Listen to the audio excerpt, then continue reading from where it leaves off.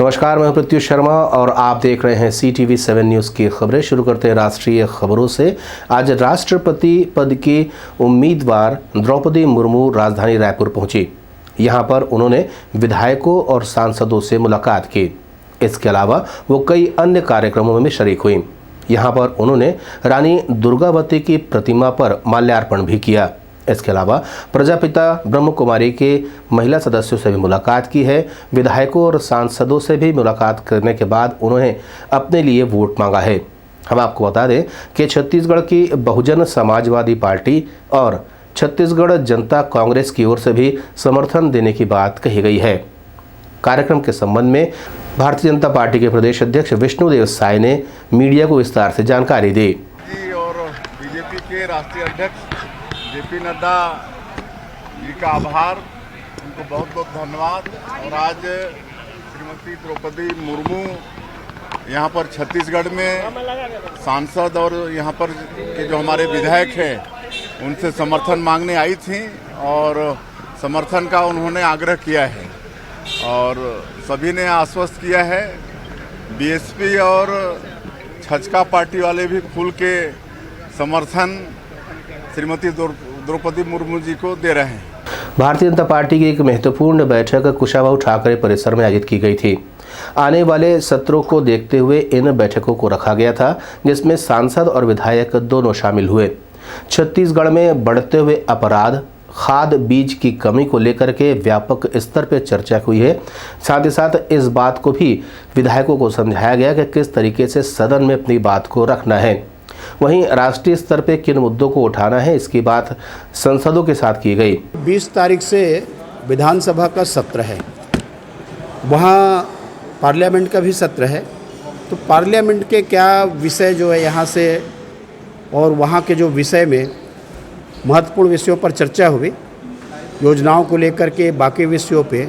साथ ही यहाँ पर जो विषय मुख्य रूप से स्थगन प्रस्ताव, ध्यानाकर्षण और इन सारे विषयों पर समसामयिक विषय, भ्रष्टाचार को लेकर के, साथ ही खेत में अभी खाद बीज पानी, इन सारी समस्या को लेकर के, कानून व्यवस्था के बदतर स्थिति।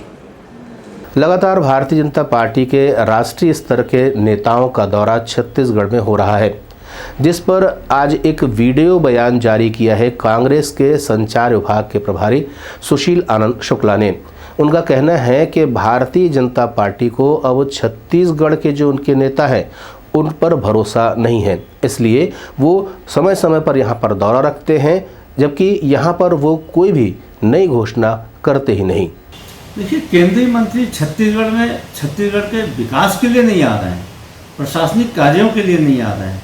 संघीय ढांचे में जो केंद्र का दायित्व होता है राज्य के प्रति, उस दायित्व को पूरा करने नहीं आ रहे हैं। दरअसल छत्तीसगढ़ में भारतीय जनता पार्टी के नेता छत्तीसगढ़ के अपने दायित्वों को निर्वहन में भूल चुके हैं। तो छत्तीसगढ़ के जो भारतीय जनता पार्टी के नेता हैं उनके ऊपर में भाजपा नेतृत्व का भरोसा नहीं है। तो राजनैतिक कारणों से केंद्रीय मंत्रियों को यहाँ भेजा जा रहा है। नहीं तो एक भी केंद्रीय मंत्री को बताइए जो छत्तीसगढ़ आके छत्तीसगढ़ के विकास के बारे में बात करे, छत्तीसगढ़ को कुछ सौगात दे, छत्तीसगढ़ के योजनाओं को और आगे बढ़ाने के बारे में और राशि देने की बात करे। एक भी केंद्रीय मंत्री ने कुछ भी घोषणा नहीं किया। ये सारे केंद्रीय मंत्री यहाँ पे आ गए हैं, भारतीय जनता पार्टी के राजनीतिक गतिविधियों में गति लाने की कोशिश कर रहे हैं, लेकिन उसमें इनको कोई सफलता नहीं मिलने वाली, क्योंकि छत्तीसगढ़ की जनता का भारतीय जनता पार्टी से भरोसा उठ चुका है।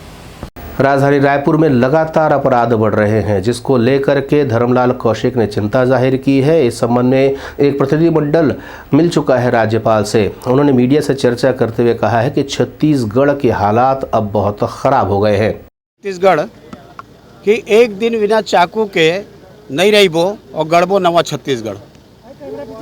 पर डे रायपुर की राजधानी सुरक्षित नहीं है। जब रायपुर की राजधानी अनाचार घटना से सुरक्षित नहीं है, लूट है, डकैती है, अपहरण से सुरक्षित नहीं है, तो बाकी प्रदेश के दूर दराज के बारे में आप क्या कह सकते हैं। इसी प्रकार से जो भ्रष्टाचार की पराकाष्ठा चरम सीमा पर, और जिस प्रकार से यहाँ रेड होना, उसमें उनके द्वारा जो जारी किया जाना, इससे आप अंदाज़ा लगा सकते हैं कि प्रदेश किस दिशा में जा रही है। मुख्य दो विषय, एक तो नशे का अवैध कारोबार, जिसके कारण ये कह सकते हैं कि 75% जो घटनाएं हो रही है ये नशे के कारण में है। इस सरकार ने जो शराबबंदी की बात की, लेकिन आज नशे के कारण में पूरी घटना को अंजाम दे रहे हैं।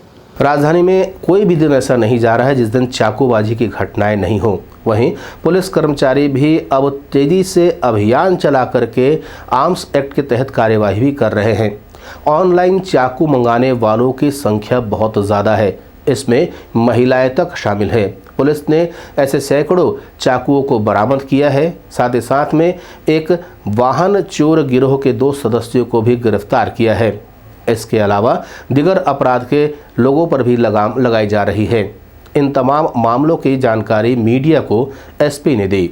वाहनों की चोरी को गंभीरता से लेते हुए उसके लिए भी निर्देश दिए गए थे कि जो 2 व्हीलर्स चोरी हो रहे हैं उनके ऊपर भी कार्रवाई करी जाए। तो उसी क्रम में ACCU की टीम्स ने कुछ बाइक चोरों को गिरफ्तार किया है।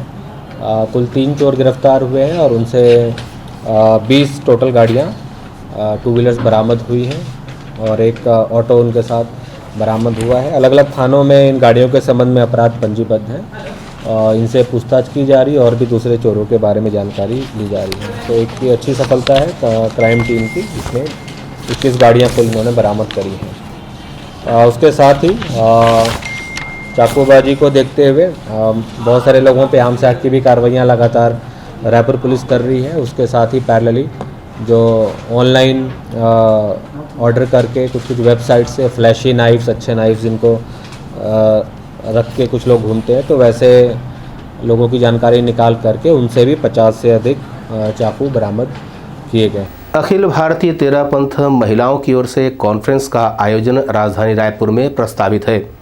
इस आयोजन में समाज की महिलाओं को उनके व्यक्तिगत जीवन की जो समस्याएं हैं उनसे कैसे दो चार होना है, इसके बारे में बताया जाएगा। तेरापंथ के महिलाओं ने यहाँ बात रखी है कि विवाह विच्छेद और तलाक के बाद में किस तरीके से उन्हें जीवन यापन करना है या परिवार को कैसे जोड़े रखना है। इन तमाम विषयों पर विस्तार से चर्चा होने को है और इसके लिए राष्ट्रीय अध्यक्ष अखिल भारतीय तेरापंथ महिला समाज की राजधानी रायपुर पहुंची हुई है।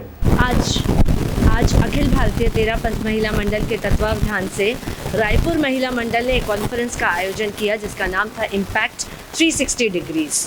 ये एक प्रबुद्ध महिला सम्मेलन है जिसमें पूरे रायपुर क्षेत्र से जो प्रबुद्ध महिलाएं हैं वो एकत्रित होकर विभिन्न NGOs की, विभिन्न मंडल, विभिन्न परिषदों की लेडीज़ इकट्ठे होकर समाज में जो परेशानियां चल रही है, जो प्रॉब्लम्स है तलाक से रिलेटेड या जेंडर इक्वालिटी को से लेकर, तो इन सब समस्याओं पर बैठकर विचार विमर्श करते हैं और क्या इसके सटीक समाधान हो सकते हैं उसे निकालने का प्रयास करते हैं। CTV 7 की खबरों में फिलहाल इतना ही। नए नए समाचारों के साथ आपसे फिर होगी मुलाकात। तब तक देनुमति, नमस्कार।